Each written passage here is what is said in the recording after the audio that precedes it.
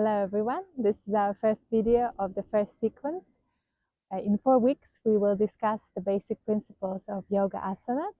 This week we will discuss the position of hands and feet. Next week we'll focus on forward bending, the week after on back bending, and the last one is going to be about twisting positions. After each explanation video we will post a yoga class where we'll perform asanas together and focus on the points that we discussed. So today we want to begin by explaining the principles of our hands and of our feet. Let's begin with our feet. Now, I hear you say, I know how to stand on my 2 feet. I don't need more explanation. But do you really?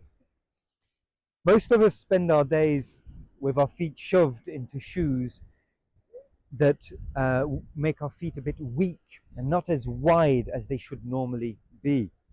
And so positioning our feet properly is very important for 2 reasons. Number one, it gives you more stability, especially in the balancing positions.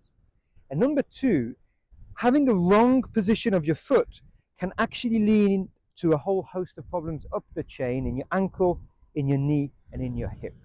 So this is what we're going to see now. We're going to start with the position of our feet. When we stand up, we want to focus on 3 points and spread our weight evenly. Another thing we want to do is to spread our toes as wide as we can to add stability. When we do standing balancing asanas and we stay on 1 foot, we want to make sure we press our big toe as strongly as we can into mat or into the ground to add stability as well.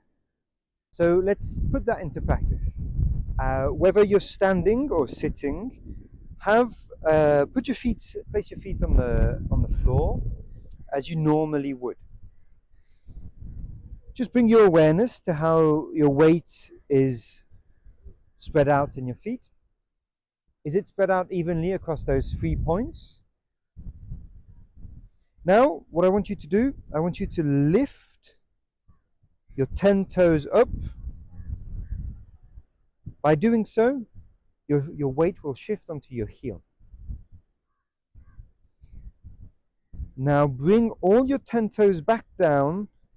Try to spread them out as much as you can. Feel the difference. Keeping the toes spread out, I want you now to lift your heels up and stand on your toes only. Feel how your weight is spread out under your big toe as well as on the outside of your foot. And finally, slowly bring your heels back down to the floor.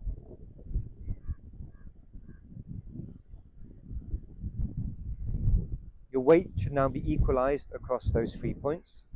Here, that's the correct position of your feet. Next, we move on to the position of the hands. Now, why is that important? Well, that's why. If you're not careful with how you position your hands, you hurt yourself just the way I did. So this is first-hand experience. The way you position your hand has a big impact on the pressure on your wrist and to a lesser extent on your elbows and your shoulders. So let's have a look now how to position our hands properly. So Steph hurt himself because when he was practicing yoga, he was putting all his body weight on this part of the hand.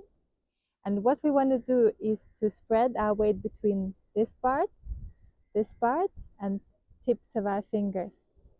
When we put our hands on the floor, we want to make sure we spread our fingers for more stability, and we want our fingers to stay strong. We want to press with the tip of our fingers, we want to press into the floor.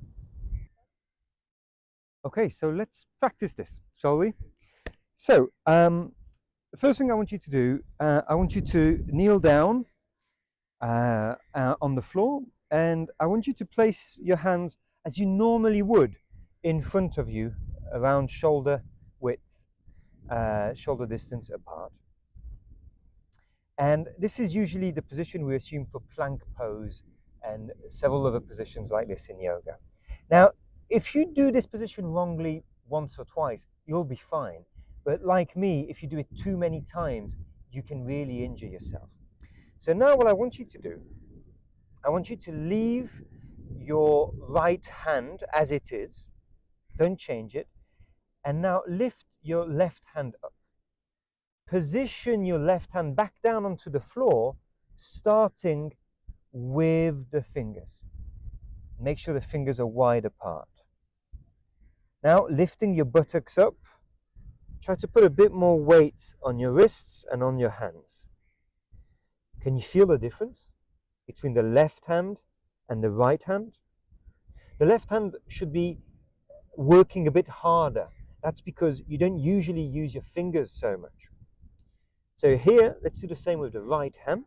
We lift it up, and instead of going down with the bottom of the hand, we were going to go again, starting from the fingers all the way down to the wrist.